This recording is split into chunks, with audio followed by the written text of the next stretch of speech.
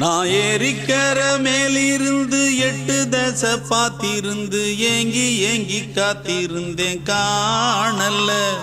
மணி 7 8 ஆன பின்னும் ஊரடங்கி போன பின்னும் சோறு தண்ணி வேணும் இன்னு தோணல்ல.